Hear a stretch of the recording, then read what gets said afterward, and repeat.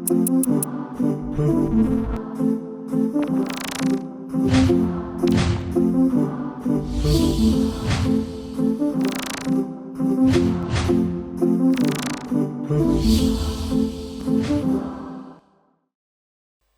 salatu wassalamu ala rasulillah. Allah në falenderojmë, selavatët tonë e dërujmë Muhammedit alayhis salam, familjes, shokëve dhe gjithë atyre që ndjekin rrugën e tij. Të dashur shikues, mirë se takohemi përsëri në ekranin e PIS TV-s, në serin me ka mësuar Islami, ku fillimisht ju përshëndesim me përshëndetjen e banorëve të xhenetit. Një përshëndetje e cila përmban në vetvete jo vetëm përshëndetje, por lutje dhe dua të sinqerta për secilin që na ndëgjoni dhe na shiqoni në këto momente. Duke e lut Allahun subhanahu wa taala që selami, pra paqja, bekimet dhe rahmeti Allahu xhalla shanuhu qoftë mbi ju, mbi familjet e juaja dhe mbi të gjithë ata të cilët janë dashamirë të mirës, dhe pastaj rahmeti dhe mëshira e Zotit i përfshijë të gjithë njerëzit, dhe kjo pastaj ndikoft që të gjithë të kthehen tek rruga e Zotit, të kthehen tek realiteti dhe e vërteta, dhe në fund të dalim fitimtar të gjithë në fund të misionit ton në jetën e kësaj bote. Njeriu është e natyrshme se i friksohet dhe shpesh herë merr qasje dhe pozicionim armiqësor ndaj asaj që nuk e njeh. Dhe kjo është një nga të vërtetat që njeriu e ka përcjell në vazhdimsi.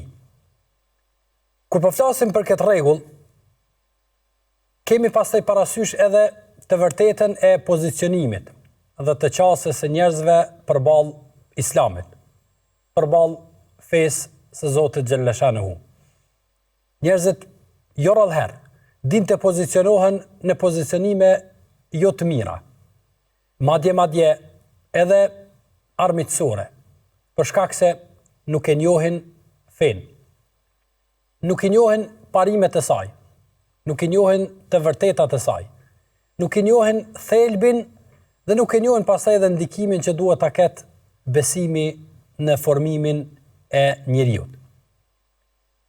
Islami, për dallim nga çdo thirrje dhe pretendim tjetër, të gjithë njerëzit përballë tij i ka thirrur që të mendojnë dhe të logjikojnë, madje edhe ta studiojnë Islamin. Islami është i hapur, madje edhe sfidues ndaj çdo kujt në raport me të. Dhe thirrja, madje edhe ajeti i parë kuranor lexo, i ndihmon dhe i shërben këtij kuptimi. E pastaj ajete të shumta në Kur'an të cilat kanë ardhur dhe njeriu është thirrur që të mendojë e të logjikojë, i ndihmojnë këtij kuptimi. Madje shumë interesant se edhe në rast se dikush nga njerëzit dëshiron që ta pranoj Islamin, çdo kush që dëshiron ta pranoj Islamin është i vetëdijshëm se në takimin me ata i cili do t'ja prezentoj ose në fund do ta finalizoj me shahadetin dhe hyrjen në Islam, kam ia bë disa pyetje. A je i vetëdijshëm? A e ke pa mirë? A e ke studiu mirë? A e ke vërtetu mirë atë të cilën do ta pranosh? Sepse nuk ka në Islam një pasim të verbër. Nuk ka në Islam një pranim të verbër. Nuk ka në Islam një ndjekje të verbër pa e ditë se çfarë po beson, pa e ditë se cilat janë themelet e asaj cilën po beson, dhe njëkohësisht pa e ditë dhe cilat janë rezultatet e kërkuara, pra për nga punë dhe angazhimet, dhe në fund edhe nga ato cilat i ka premtu dhe i ka garantu Islami për ndjekësit e vet. Andaj e shohim ne në fillimet e shpalljes krejt atje dhe në ballafaqimin e ashpër të kundërshtarëve të pejgamberit sallallahu alaihi wasallam me shpalljen dhe thirrjen e pejgamberit alaihi salatu wasalam, e shohim se megjithatë ata ishin të gatshëm të rezistonin, ata ishin gatshëm madje të sakrifikonin, madje edhe të luftonin, edhe të humbnin dhe nuk pranuan ata që thjesht ta thonë shahadetin dhe një farforme formale ta bëjnë pasimin e pejgamberit alayhis salam. Jo, sepse ata e ditën se çfarë i bie dikush i cili thot shahadetin. Çfarë i bie dikush i cili e pranon përkatësinë e tij fetare islame. Dhe ata e ditën se Islami pastaj nuk është në simbolika, e as nuk është besim formal, e madje as nuk është një lloj grumbulli i besimit ose i dogmave ku njeriu nuk arrin asnjëherë të zbërthej ato, as në kuptime, as në rezultate edhe në praktik. Jo, Islami është i pastër nga të gjitha këto deformime edhe keqkuptime që njerëzit mund t'i kenë për shkak të kaluarës së tyre ose për shkak të ballafaqimit me ndonjë besim tjetër ose me ndonjë thirrje tjetër. Andaj të gjitha ata të cilët e njohin Islamin, e që tash ne jemi duke e bashkëbisedu dhe jemi duke e trajtu, pra pikërisht këtë segment tepër të rëndësishëm të aspektit fetar, ku Islami na ka mësu, feja na ka mësu se Islami nuk është thjesht një fjalë goje. Madje Islami nuk është thjesht një pasim i verbër. Islami nuk është thjesht një ndjekje e caktuar e kushdo qoftë ai dhe e kujdo qoftë ai ku njeriu nuk e din se çfarë përmbajtje dhe cilat janë detyrat dhe obligimet që duhet kryhen dhe në fund çka rezulton si rezultat i praktikimit të fesë. Cilat janë rezultatet? Për atë arsye edhe shpesh herë ne shohim njerëz të cilët arrin tek rezultatet e caktuara, ama realiteti është se ato rezultate kanë ardhur si mos njohje dhe mos zbatim i mësimeve të fesë. Kjo është në njërin anë. Në anën tjetër, njohja e Islamit dhe rregullave të tij, dhe në këtë rast temën që sot e kemi para vetes dhe të cilën do ta bashkëbisedojmë bashkë me ju, shikues të nderuar, është edhe tek bartësit e kësaj feje. Apo na dalin rezultatet e besimit ashtu siç duhet në jetën tonë. Duke filluar nga qetësia dhe rahatia e shpirtit, nga qartësia në mendime, nga qartësia në rrugtimin të cilën e kemi para vetes, e deri tek rezultatet e punëve dhe veprimeve të cilat i bëjmë. A ndodh shpesh herë që edhe bartësit e kësaj feje, pra besimtarë dhe muslimanë, të i dalin para dyshimeve dhe dilemave të mëdha, të cilat as ata nuk e dinë se nga po vinë, padyshim se rezultati krejt saj është mungesa e njohjes dhe mungesa e bindjes së thellë në ata që mund ta përshkruajmë si pema e besimit, e cila duhet të jetë prezent gjithsesi në jetën e besimtarit për çdo që dëshiron që Islami të jetë i shkëlqyer. Për çdo që dëshiron që Islami ta jap funksionin e vet.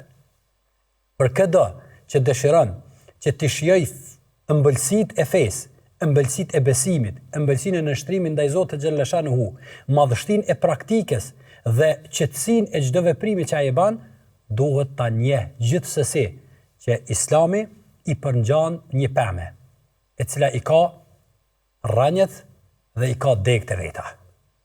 Nëse rrënjët nuk janë të forta dhe nuk janë të ngulitura thellë në tokë e të ushqehen me ushqimin e duhur, degët do të jenë të thata dhe nuk do të japin frytet e duhura.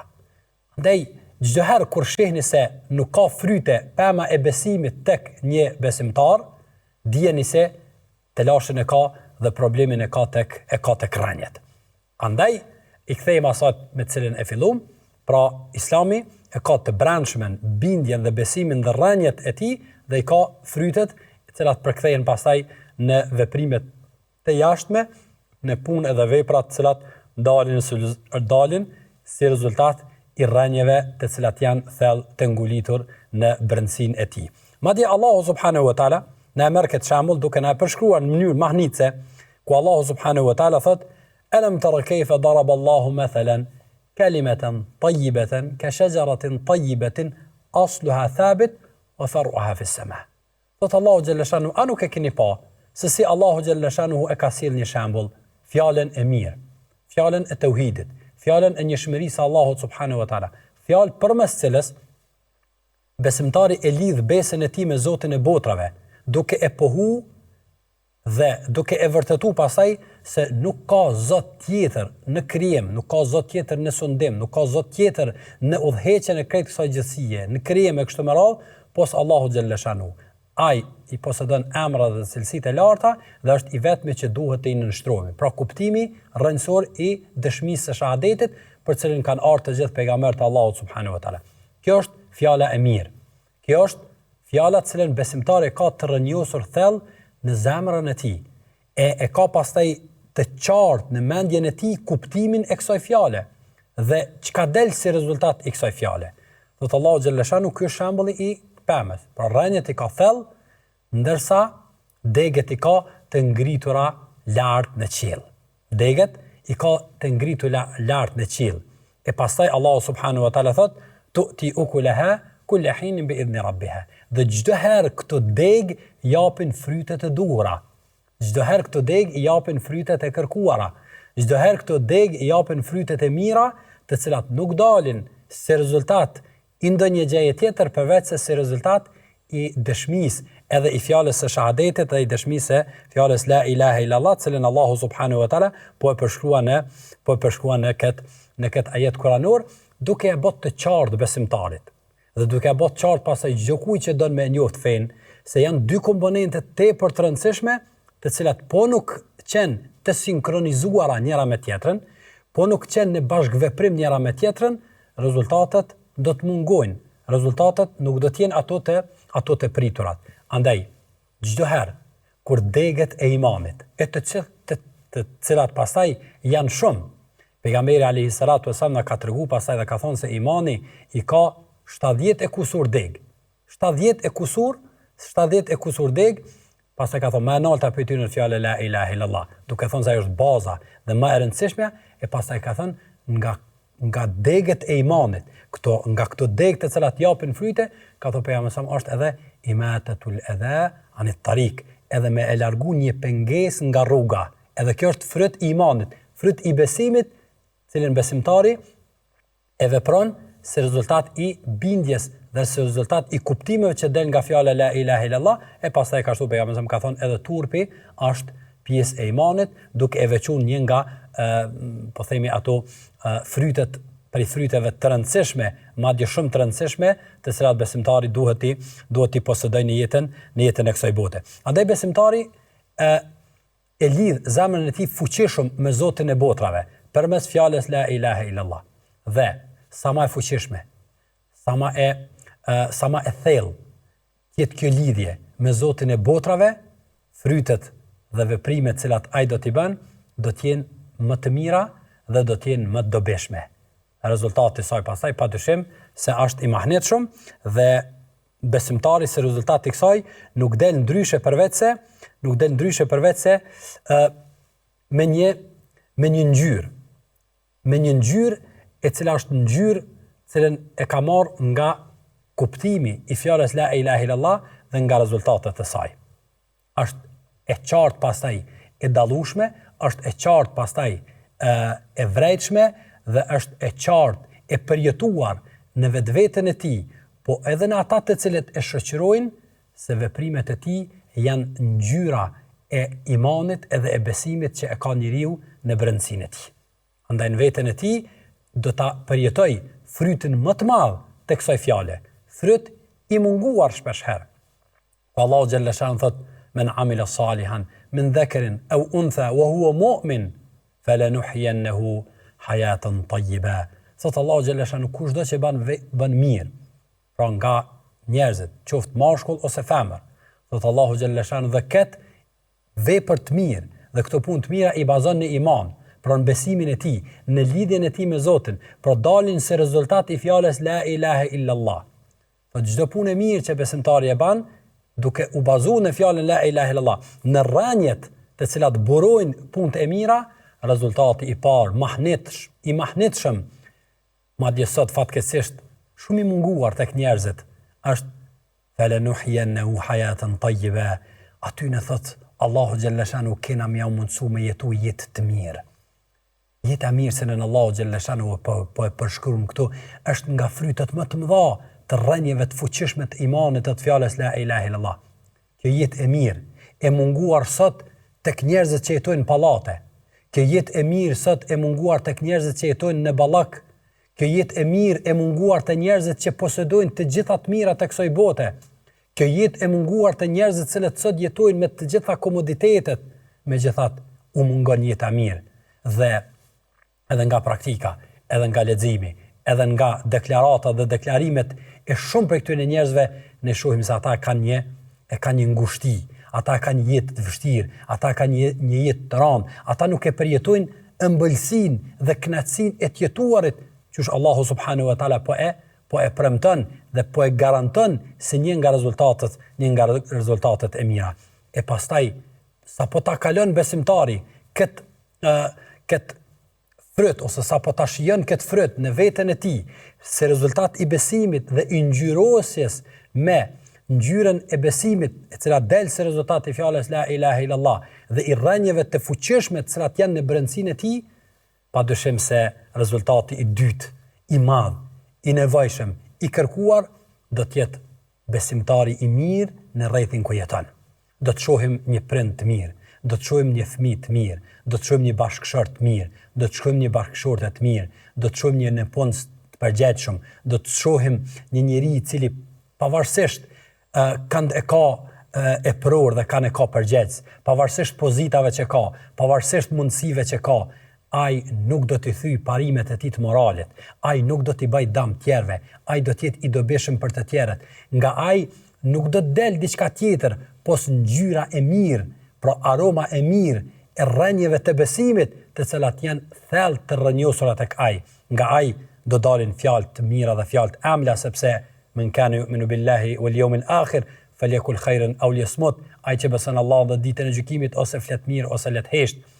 Këto do ta shohin dhe do ta përjetojnë të gjithë ata që e shoqërojnë besimtarin. Sepse nuk ka mundësi fjalët e tij të dalin ndryshe përveç se rezultat i imanit dhe i besimit që e ka në brendësinë e tij, e pastaj veprimet e tij do të jenë të mira. Ai ashtu që pejgamberi alayhi salatu wassalam thot se nuk është besimtar i mirë, nuk është musliman i mirë, ai i cili të tjerët nuk janë të sigurt nga dora e tij dhe nga gjuha e tij. Pra njerëzit do të jenë të sigurt se ai nuk u bën dëm atyre. E pastaj ai do të jetë edhe në shërbimin e tjerëve, sepse pejgamberi alayhi salatu wassalam ka thonë ahabbul a'mali ila Allah, do njerëzit puna më e mirë te Allahu subhanahu wa taala ose njerëzit më të mirë te Allahu subhanahu wa taala janë ata të cilët anfa'uhum lin-nas, pra njerëzit më dashur te Allahu xhallashanu janë ata të cilët janë më të dobishëm të tjerët. Ngadel i tërë ky rezultat del për shkak se ajo pem e cila rrënjet e saj janë tek fjala la ilaha illallah, tek besimi, tek nënshtrimi ndaj Zotit, nuk ka mundësi të dalin rezultatet ndryshe. Nuk ka mundësi të dalin rezultatet përveç se këtyre rezultateve, të cilat pastaj do të shoqërohen me një qetësi, do të shoqërohen me një maturi, do të shoqërohen me një moral, do të shoqërohen me një kthjellësinë e mendime, do të shoqërohen me një qartësi të rrugës. Edhe kur u bëhet padrejtësi, ata do të bëjnë sabër, do të durojnë. Edhe kur kanë mundësi të bëjnë keq, ata do të refuzojnë. Edhe kur janë para momenteve të përfitimit ndaj tyre, ata nuk do të pranojnë. E tëra kjo vjen si rezultat i lidhjes së tyre me Zotin xhallashanuhu dhe i përngjasimit të punëve të jashtme me rrënjet dhe me rezultatin i cili del si rezultat i besimit, sepse Allahu subhanahu wa ta'ala madje në Kur'an thot alladhina amanu wa tatma'innu qulubuhum bi dhikrillah, ata cilët kanë besuar pra në Allahu subhanahu wa ta'ala dhe zemrat e tyre i qetësojnë me përmendjen e Zotit xhallashanuhu. Zemrat e tyre qetësojnë me përmendjen e Zotit xhallashanuhu, andaj për ta gjithçka në këtë botë nuk e ka kujdesin jashtë asaj që Allahu subhanahu wa ta'ala ja ka dhënë. Dhe kujdesi tyre më i madh është kënaqësia e Zotit të botrave. e pastaj si rezultat i saj do ta orientojnë çdo punë, do ta organizojnë çdo punë dhe do të shohim një njeri i cili është i mirë në veten e tij sepse ka gjetë qetësinë përmes lidhjes së tij me Zotin e botrave, ka gjetë rahatin në përmendjen e tij me Allahun subhanahu wa taala dhe punët edhe veprat të cilat ai i ban do të jenë gjithmonë të në përputhje me ushqimin të cilën ai e merr, pra nga rrënjët e fjalës la ilaha illallah, të cilën e ka të rrënjosur thellë në zemrën e tij, në mendjen e tij, e degët e cilës do të shijoj fillimisht veten e tij e pastaj çdo kush që e shoqëron dhe rrin bashk me të. Imi pas pauzës.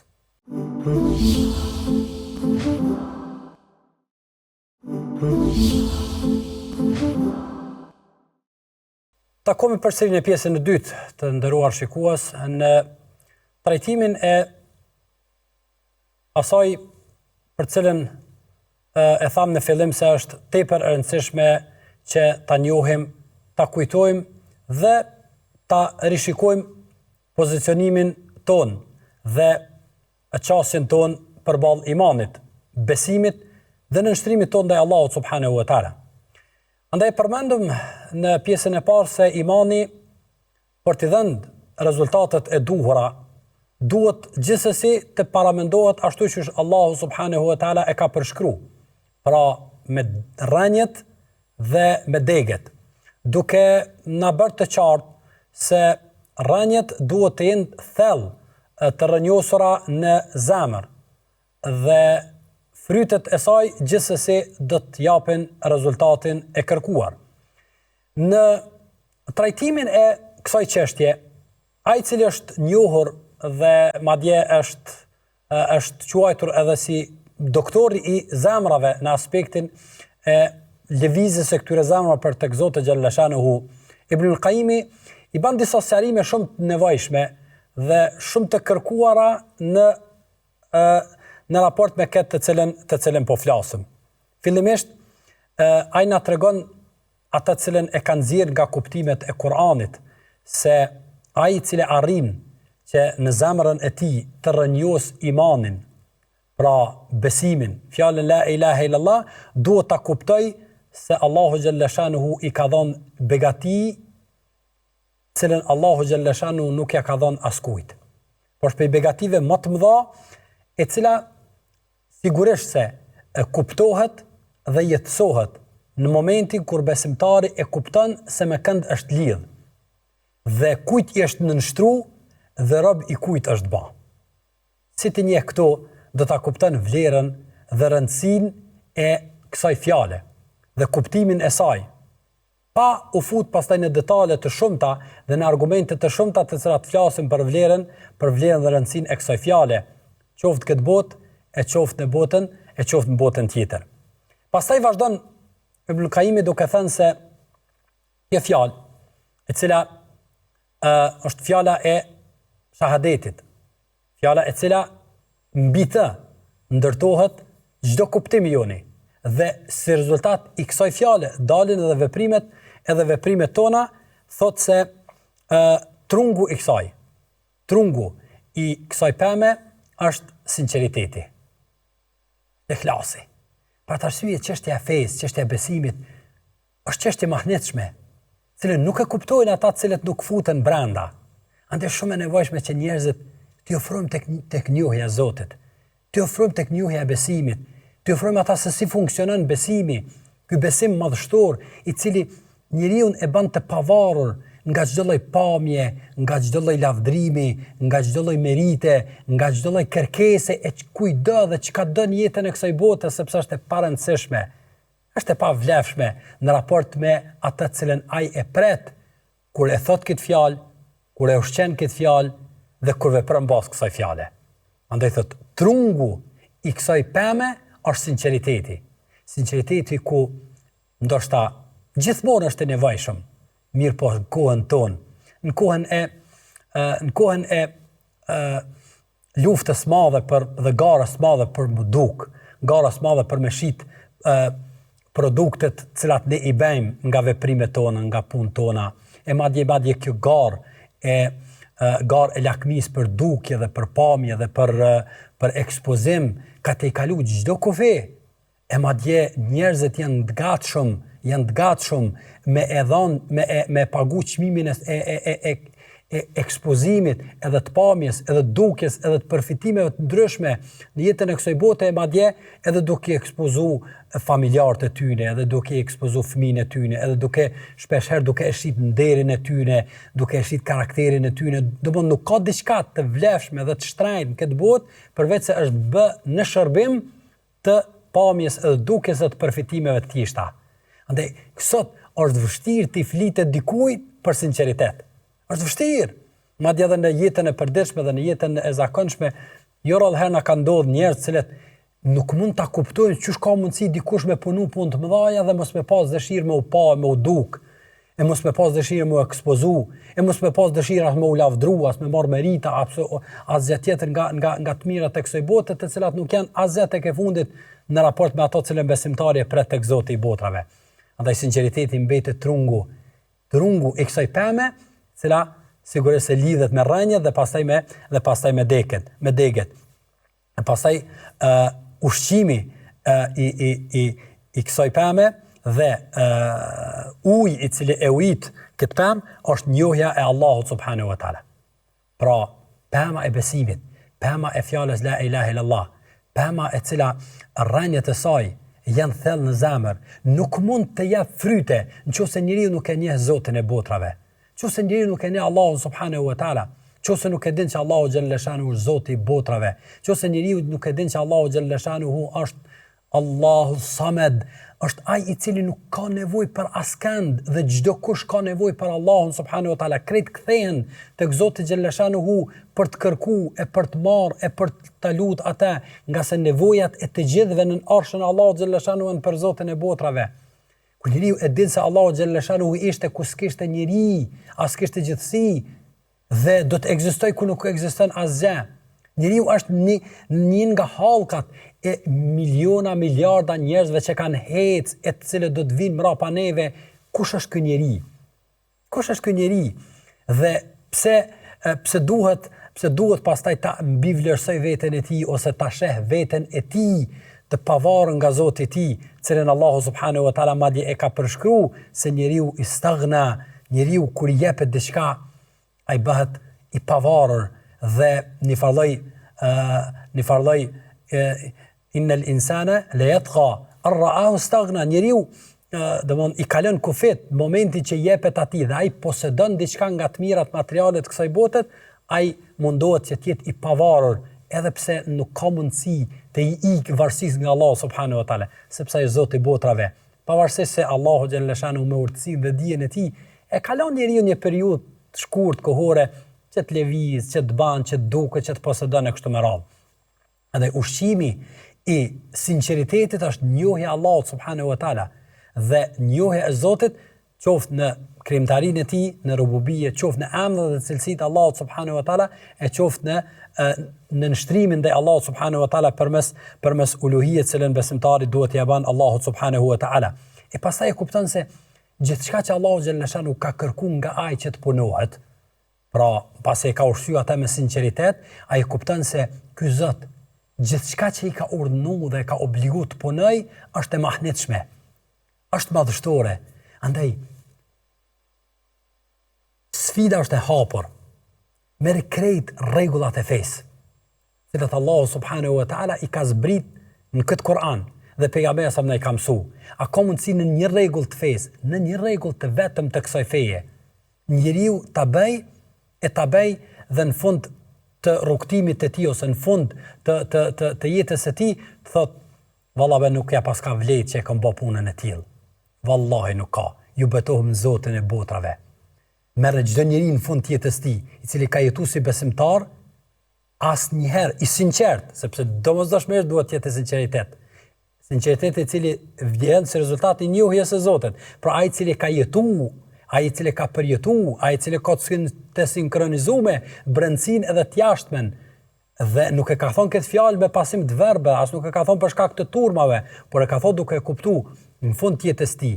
Merret çdo njeri që ka jetuar si besimtar dhe në fund thuaj atij, a i bjen pishman për ndonjë punë, a pendohesh për ndonjë punë që e ke bë, nga punë që Zoti e ka urdhëruar, jam i bindur dhe betoj në Zotin e botrave se nuk ka më ndodh kurr. Asnjëherë nuk ndodh. Halon këtë dunjë to kanë gjallë, ndërsa e kundërta ndodh.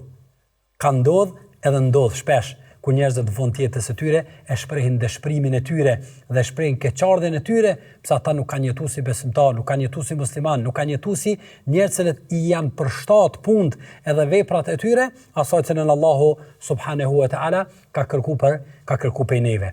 Andaj besimtari kupton pasaj se përkryshmëria e ligjeve të Allahut subhanahu wa taala është ajo që e bën komod dhe bën të qetë që të jetoj dhe të veproj çdo punë që Zoti e ka kërkuar prej neve. Kjo sigurisht se nuk është e lehtë, sepse kjo nuk është një ditë, kjo nuk është një javë, kjo nuk është një muaj, kjo nuk është një vit, kjo është një jetë e tërë. Kjo është një ymër i tërë i njeriu, ku njeriu duhet të jetë gjithmonë i kujdesshëm, gjithmonë duhet të jetë vigjilent dhe gjithmonë duhet ta kontrolloj veten e tij, e t'i bëj llogaritë e tij, e ta bëj një lloj vetgjykimi në punët dhe veprat e tij. Andaj thot Omeri radiallahu anhu, thot hasibu anfusakum qabla an tuhasabu, thot llogaritni veten e juaj para se të llogaritni. Pra, ç'është duhet llogaritet vetja? Vetja nuk llogaritet ndryshe, përveç se duke i pa punët tona a janë të përshtatshme me ato që Zoti xhallashanuhu në Kur'an ka thonë. Punët tona a ka mundësi që të jenë në të kundërtën e asaj cilën e deklarojmë për besimin ton, për nënshtrimin ton ndaj Allahut xhallashanuhu? Shifi disa punë. Mos falja namazit, është në kundërshtim me fjalën la ilaha illallah. Shkelja nderit tjetrit, është në kundërshtim me fjalën la ilaha illallah. Fjalët e ndyta, e turpshme, e shpifjet, e intrigat, e gibetet, janë të kundërtën me fjalën la ilaha illallah, pra nuk po përputhen me ato të cilën e kemi në brendësinë tonë. Mos agjerimi Ramazanit, ngrënia e mallit jetimit, e kështu me radhë, punë dhe vepra të cilat njeriu në fund ditës e merr edhe llogarit veten e tij, çfarë kam punu sot, çfarë kam fol sot, çfarë kam thënë sot, çka kam vepruar sot, çka kam punu sot, të gjitha këto punë, me çka i mat, sepse llogaria duhet matet me diçka. Matja e të gjitha këtyre punëve duhet bëhet me vërtetësinë e këtyre veprave, me brendësinë tonë të cilën e kemi në bazë të fjalës la ilaha illallah dhe kuptimit të imanit dhe të besimit të cilën e kemi në veten tonë. Dhe nëse shohim se këto punë nuk janë përputhje me ato të cilën e kemi, pra janë do puna do vepra të cilat nuk po na përputhen me fjalën la ilaha illallah, nuk po shkojnë bashkë, nuk shkojnë bashkë. Vallahi, vëllezër ndërum, motra të ndërume, shikues të dashur, nuk ka mundësi, është e pamundur, është e palogjikshme të besohet në fjalën la ilaha illallah edhe të shkohet me shkri plum. Edhe të besohet vendosës e patkojve në përdyrë, edhe të vendosës në hajmalit të ndryshme, edhe të besohet se i vdekuri mund të bëj dam ose dobi. Kjo nuk shkon, s'ka mundësi, nuk përputhet kjo me këtë. Është e kundërta asaj. Nuk ka mundësi njeriu me fjalën la ilaha illallah, me besimin e kësaj fjale dhe kuptimin e kësaj fjale të mos fal namaz, të mos agjeroj Ramazan, të mos jap zeqat, të cilët të kesh me prindrin e tij, të cilët të kesh me kujshin e tij, ta merr mallin e tjetrit, ta kesh përdor pozitën, të bëj korrupsion, të mos i shërbej venit me sinqeritet e kështu me radhë. Nuk kanë mundësi këto të shkojnë bashkë, andaj besimtari i vet llogarit veten e tij, sepse kjo duhet energji e vazhdueshme, duhet kontroll i vazhdueshëm, duhet përpjekje e vazhdueshme, ditore, javore, çdo kohë.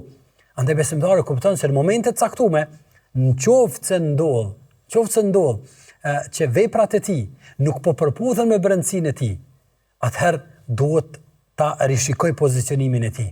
Po duhet të shoh se rënjet nuk po ushqehen sa duhet. Dhe trungu ka filluar të thahet, degët nuk po japen fryte të duhura. A ndodh kjo? Po ndodh kjo. Pejgamberi sa na ka mësuar.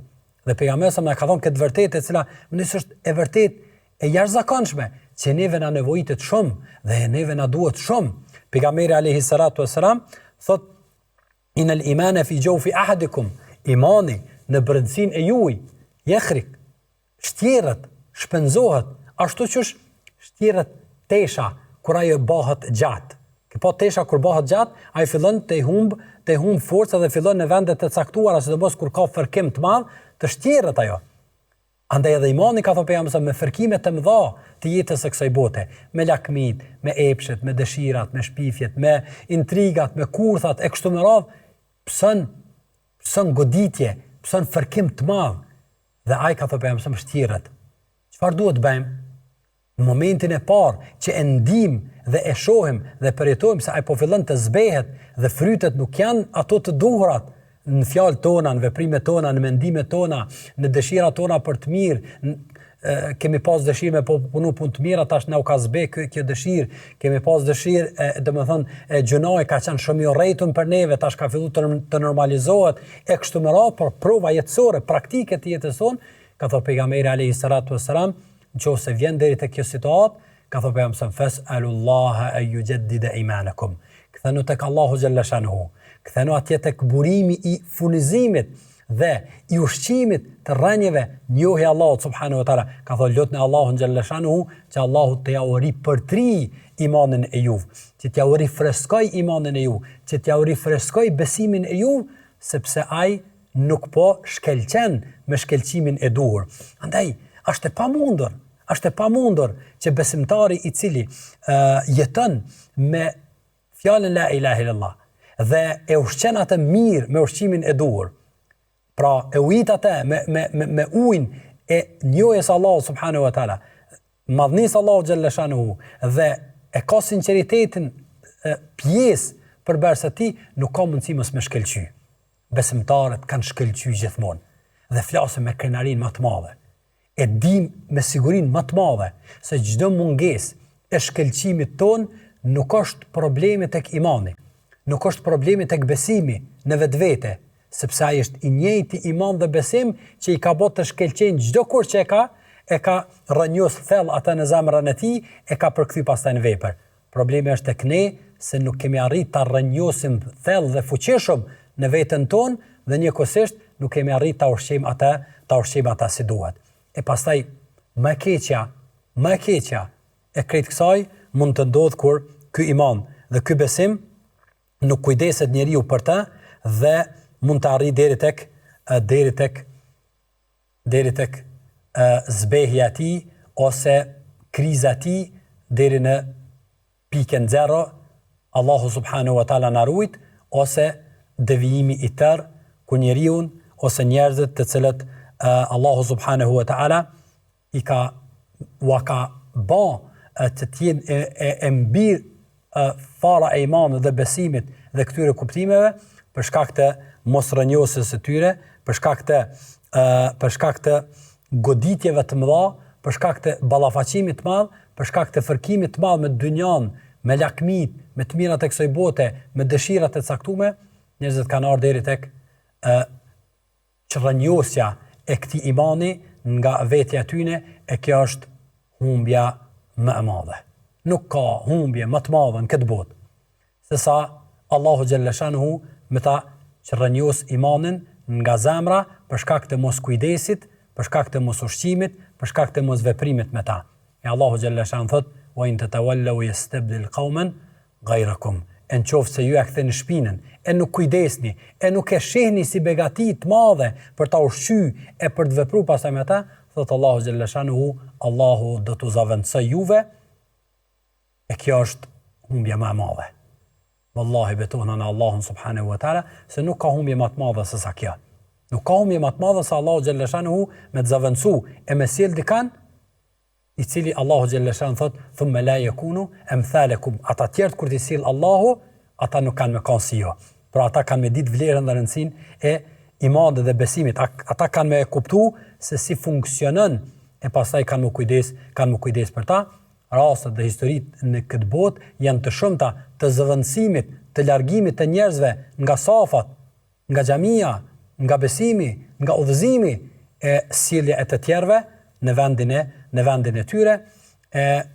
Padyshim se këtu i vetmi humbës është ai i cili nuk e ka rrënjos fuqishëm imanin e tij për të bërë ballë pastaj edhe sfidave, edhe goditjeve, edhe erave të forta, edhe thatësive të mëdha, sepse në për të gjitha këto kalon njeriu në jetën e kësaj bote. Shpesh ndodhin stinat e thatësisë, e shpesh ndodhin fortuna, të gjitha janë pjesë e natyrshme e jetës së njeriu, sepse jemi ardhur këtë botë për t'ia dëshmuar Allahut subhanahu wa taala se imanin dhe besimin nuk e kemi rastësi, nuk e kemi pasim të verbër, po e kemi bazë të kuptimit, të njohjes, të kuptimit dhe të pritjes së shpërblimeve në fundin e rrugtimit.